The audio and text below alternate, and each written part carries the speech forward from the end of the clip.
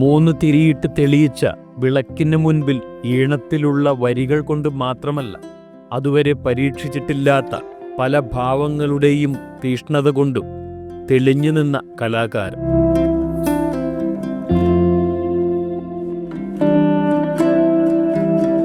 ചമയങ്ങളണിഞ്ഞ് കാണികൾക്ക് മുൻപിൽ എത്തിക്കഴിഞ്ഞാൽ പിന്നെ രാജൻ നമ്പ്യാർ ഒരാളല്ല.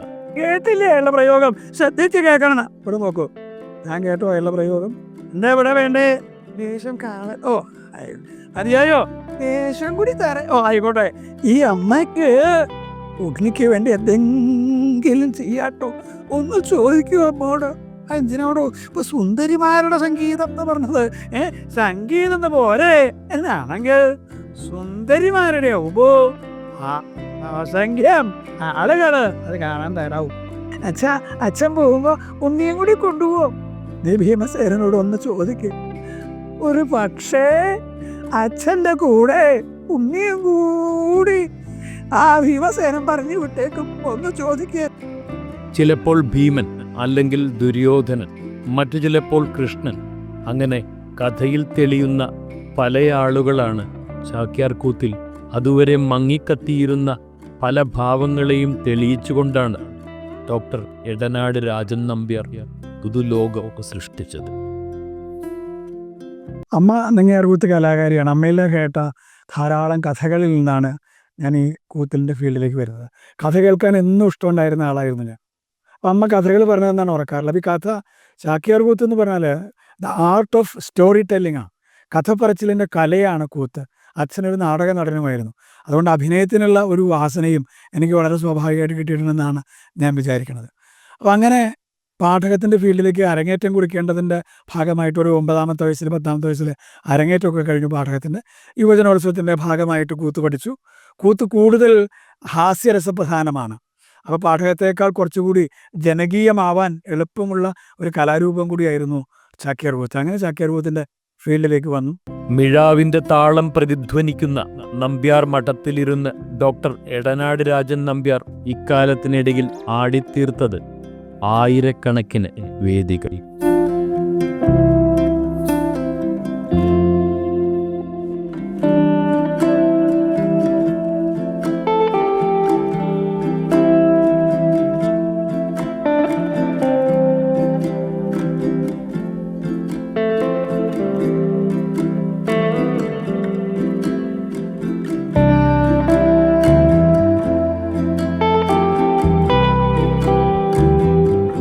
കടന്നു വന്ന വഴികളിലെല്ലാം ഞാൻ സമ്പാദിച്ചതെല്ലാം ചാക്യാർകൂത്തിന് വേണ്ടി ഉപയോഗിക്കാനായിരുന്നു ഞാൻ ശ്രദ്ധിച്ചത്.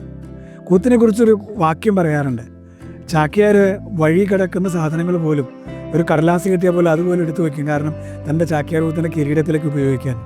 അത് വാസ്തവത്തിലൊരു വെറും ഒരു പ്രയോഗമല്ല, മറിച്ച് ഒരു നടനെ സംബന്ധിച്ചോളം ഈ ലോകത്ത് കാണുന്ന, പ്രകൃതിയിൽ കാണുന്ന എന്തും തൻ്റെ അരങ്ങിലേക്ക് ഉപയോഗിക്കാനുള്ള വസ്തുക്കളാക്കി മാറ്റുമ്പോഴാണ് ആ കലാകാരൻ്റെ ജീവിതം ധന്യമാവുന്നത്, അല്ലെങ്കിൽ ഒരു നടനാവുന്നത് അപ്പോഴാണ്. ഓർമ്മയുറച്ച കാലം മുതൽ രക്തത്തിൽ അലിഞ്ഞു ചേർന്ന ചാക്യാർകൂത്തുകൊണ്ട് അവിസ്മരണീയമാക്കിയ 7000-ത്തിലധികം വേദികൾ ഒന്നും ഭൂതകാലമല്ല. ചാക്യാർകൂത്ത് വളരെ ജനപ്രിയമായ ഒരു കലാരൂപമാണ്. ഞാൻ കൂത്തിൻ്റെ ഒരു ഫാമിലിയിലാണ് ജനിച്ചത്. എൻ്റെ അച്ഛനും അമ്മയും ഒക്കെ കൂത്തിൻ്റെ ആളുകളാണ്. എന്നും കൂത്തിൻ്റെ ലോകത്ത് മാത്രം ജീവിച്ചിരുന്ന ആൾക്കാരാണ് അദ്ദേഹം. അതുകൊണ്ട് ഇപ്പോൾ അമ്മ കൂത്തിൻ്റെ കലാകാരിയാണ്, അച്ഛനാണെങ്കിൽ മിഴാവ് വായിക്കുമായിരുന്നു. എടനാട് നമ്പ്യാർ മഠം എന്ന പ്രസിദ്ധമായ കുടുംബത്തിലാണ് ഞാൻ ജനിച്ചത്. അപ്പോൾ പാരമ്പര്യമായിട്ട് തന്നെ അമ്മയുടെ കൂടെ നങ്ങിയാർകൂത്തിന് മിഴാവ് കൊട്ടാനായിട്ട് പോയി ഒക്കെ ആ ഒരു പാരമ്പര്യം നമുക്കുണ്ട്. ചാക്യാർകൂത്തിലെ കഴിഞ്ഞ വേദികളെക്കുറിച്ച് സംസാരിക്കുമ്പോൾ ഡോക്ടർ എടനാട് രാജൻ നമ്പ്യാരുടെ മുഖത്ത് ഭംഗിയുള്ള ഒരു ചിരി പരന്നിരുന്നിരുന്നു.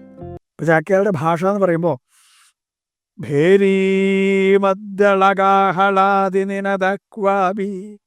ഒരിടത്ത് ഗംഭീരമായിട്ടുള്ള മേളം.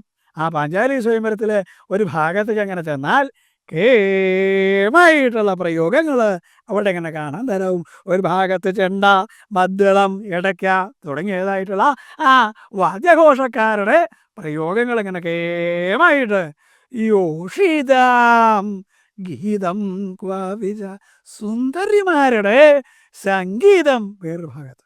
എന്തിനാണോ ഇപ്പൊ സുന്ദരിമാരുടെ സംഗീതം എന്ന് പറഞ്ഞത്? സംഗീതം എന്ന് പോരെ എന്നാണെങ്കിൽ സുന്ദരിമാരുടെ ആവുമ്പോ ആ സംഖ്യം ആളുകൾ അത് കാണാൻ തരാവൂ. എനിക്ക് കാണണമെന്ന് മോഹമുണ്ടാവും. ഞാനായതുകൊണ്ടാണ് ഇവിടെ ആള് കുറഞ്ഞത്.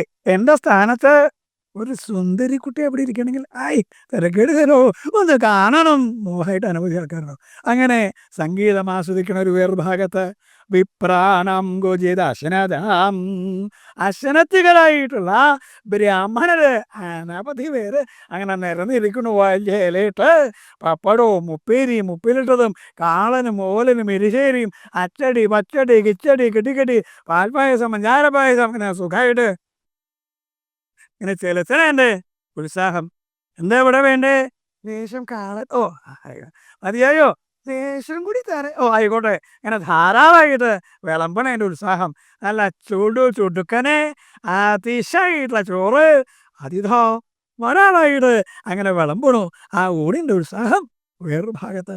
ഇങ്ങനെയാണ് ഇതിൻ്റെ ഒരു ലാംഗ്വേജ് പോവുക. നമ്മൾ സാധാരണ ഉള്ള കൊളോക്കിൽ നമ്മുടെ ലാംഗ്വേജ് അല്ല കൂത്തിരിപ്പിക്കുന്നതിന് കൃത്യമായ ഒരു ശൈലിയുണ്ട്.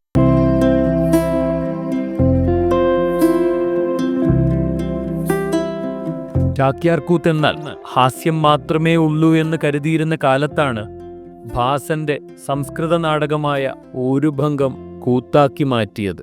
ദുര്യോധനനെ കേന്ദ്ര കഥാപാത്രമാക്കിയുള്ള വീരരസ പ്രാധാന്യമുള്ള കഥയായിരുന്നു അത്. 7-8 വർഷം മുൻപായിരുന്നു അവതരിപ്പിച്ചത്.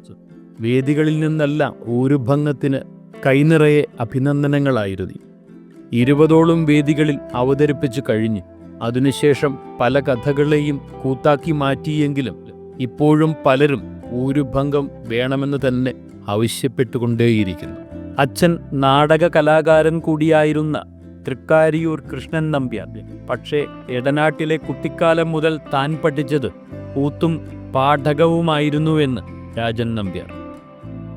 നാടകത്തിൻ്റെ ഒരു പാരമ്പര്യം അച്ഛനിൽ ഉള്ളതുകൊണ്ട് അതെനിക്ക് പകർന്നു തരാനായി. അതിലൂടെ എനിക്ക് എന്ത് കിട്ടിയെച്ചാൽ ഈ കഥാപാത്രങ്ങളെ കൂടുതൽ സജീവമായ രംഗത്ത് ജീവനുള്ളതാക്കി മാറ്റാൻ ഒരു ചലച്ചിത്ര വിസ്മയം പോലെ കഥ കേട്ട ആളുകൾ തിരിച്ചു പോകുമ്പോഴും ഈ കഥാപാത്രങ്ങൾ അവരെ വേട്ടയാടിക്കൊണ്ടിരിക്കുന്ന വിധത്തിൽ കൂത്ത് കഴിഞ്ഞ് നമ്പ്യാർ വന്ന് അരങ്ങിലെ നിലവിളക്ക് കെടുത്തി കൂത്ത് കഴിഞ്ഞു എന്ന് പറഞ്ഞു പോകുമ്പോഴും അവരുടെ കണ്ടുകൊണ്ടിരിക്കുന്ന ആസ്വാദകരുടെ മനസ്സിൽ എന്നും കൂത്ത് നിലനിൽക്കത്തക്ക വിധത്തിൽ അതിലെ കഥാപാത്രങ്ങൾ അവരെ ചിരിപ്പിക്കുകയും ചിന്തിപ്പിക്കുകയും ചെയ്യുന്ന തലത്തിലേക്ക് കൊണ്ടുപോകാൻ സാധിച്ചത് അച്ഛൻ ആയ എൻ്റെ ഗുരുവിൻ്റെ മഹത്വമാണ്. അമ്മയാണ് എന്നെ കൂത്തും പാഠവും പഠിപ്പിച്ചത്. അഭിനയത്തിന് കൂടുതൽ സാധനം കഴിഞ്ഞു. ആദ്യം ഞാൻ എൻ്റെ കൊച്ചച്ഛൻ്റെ ഒപ്പം ശ്വാസക്കൊട്ട് കൊട്ടാൻ വേണ്ടി മാത്രമാണ് പോയിക്കൊണ്ടിരുന്നത്.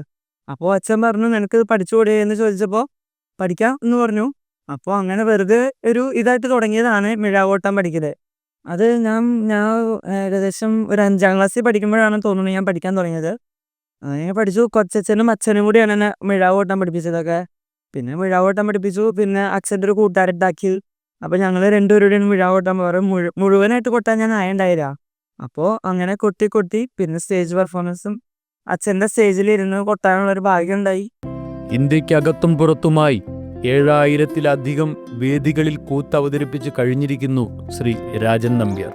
മാടമ്പിന്റെ അമൃതശ്രീപുത്ര, സ്വാമി വിവേകാനന്ദൻ, രാധാമാധവം, ബോധായനന്റെ ഭഗവദ്ധജുഗം, പ്രഹസനം എന്നിവയും കൂത്തിന്റെ രൂപത്തിലാക്കി മാറ്റിയിരുന്നു. ചാക്യാർകൂത്ത് പറയുമ്പോൾ ഒറ്റൊരു നടനാണ് വിവിധ കഥാപാത്രങ്ങളെ മുഴുവൻ അവതരിപ്പിക്കുക. അപ്പോൾ സൗണ്ട് മോഡുലേഷൻ കൊണ്ടും ബോഡി ലാംഗ്വേജ് കൊണ്ടും ഒക്കെ അതിൽ വേറെ കഥാപാത്രമായിട്ട് മാറണം. ഒരു ഉദാഹരണം പറയുകയാണെങ്കിൽ, ദുര്യോധനൻ സദസ്സിൽ വന്നിട്ട് സഭാവാസിയോട് പറയുകയാണ്, ഹേ ഭൂപ ആദരൽ ശരണുത. അല്ലേ ഭൂപന്മാര്, നിങ്ങള് ഞാൻ പറയണ കാര്യങ്ങളെ ആദരവോടുകൂടി ശ്രദ്ധിക്കണം. ഇദ്ദേഹം ഇത്ര കാര്യമായിട്ട് പറയാൻ എന്താ ഉള്ളത്? ഇത്ര ശ്രദ്ധിക്കണം എന്നൊക്കെ പറഞ്ഞിട്ട് എന്തോ വലിയ കാര്യം നടക്കാനുള്ള പോലെ. അതെ, എനിക്ക് നിങ്ങളോട് പറയാനുള്ളത് വളരെ ഗൗരവമുള്ളൊരു വിഷയമാണ്. എന്തേ പറയാനുള്ളത്? ഉപകേതോ ദൂത, ഒരു ദൂതൻ വരാൻ പോണ്ട്. അത്രയുള്ളൂ. ഈ രാജകൊട്ടാരമൊക്കെ ആകുമ്പോൾ ദൂതന്മാർ വരെയും പോവുകയൊക്കെ സ്വാഭാവികം. ഇത്ര കാര്യമായിട്ട് പറയാനുണ്ടോ? കേട്ടില്ലേ ഉള്ള പ്രയോഗം? ശ്രദ്ധിച്ച് കേൾക്കണം. അവിടെ നോക്കൂ, ഞാൻ കേട്ടോ ഉള്ള പ്രയോഗം? ശ്രദ്ധിച്ച് കേട്ടോളണം. പറയണമൊക്കെ കേട്ടാൽ ഇങ്ങനെ പറയുമ്പോൾ ഒരേ സമയം ദുര്യോധനനാവും, അതേസമയം തന്നെ കേൾക്കുന്ന ശ്രോതാവും. ഇതിനിടയ്ക്ക് കഥ പറച്ചിലുകാരനായിട്ട് കഥ പറഞ്ഞു പോവുകയും വേണം. അപ്പോൾ ഇങ്ങനെ വിവിധ കഥാപാത്രങ്ങളെ ഒരേ സമയം അവതരിപ്പിക്കുന്ന ഒരു രംഗവേദിയാണ്. ഭാഗവതത്തിൽ ഒരിക്കൽ പോലും രാധ എന്ന കഥാപാത്രത്തെക്കുറിച്ച് പറയുന്നില്ല. പക്ഷേ കൃഷ്ണന് ഏറ്റവും പ്രിയപ്പെട്ടവളായിരുന്നു രാധ. ആ ചിന്തയിൽ നിന്നാണ് രാധാമാധവം എന്ന കൂത്തു പിറക്കുന്നത്. രാധാമാധവം ഉത്തരേന്ത്യയിലെ വൃന്ദാവനത്തിലാണ് ആദ്യമായി അവതരിപ്പിച്ചതെന്നൊരു കൗതുകം കൂടിയുണ്ട് രാജൻ നമ്പ്യാർക്ക്. തൻ്റെ ചിന്തകളെ പ്രതിബിംബിക്കുന്നതിനുള്ള ഏക മാർഗമാണ് കൂത്ത്.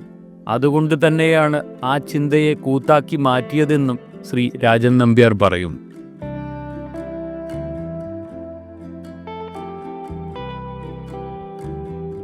കർണനാണ് മറ്റൊരു പ്രിയപ്പെട്ട കഥാപാത്രം. കർണഭാരം കൂത്താക്കി മാറ്റണമെന്നും ആഗ്രഹിക്കുന്നുണ്ട് ഇദ്ദേഹം. ഒരേ സമയം ദുര്യോധനനായും ഗാന്ധാരി ദേവിയായിട്ടും ചോരയിൽ കുളിച്ചു കിടക്കുന്ന മകനെ എടുത്ത് മടിയിൽ കിടത്തി, ഉണ്ണീ ദുര്യോധന, ഈ അമ്മയ്ക്ക് ഉണ്ണിക്ക് വേണ്ടി എന്തെങ്കിലും ചെയ്യാണ്ടോ, ഒന്ന് ചോദിക്കൂ അമ്മോട് എന്ന് ചോദിക്കുമ്പോൾ അന്യസ്യാമഭി ജാത്യമ്മേ ത്വമേവ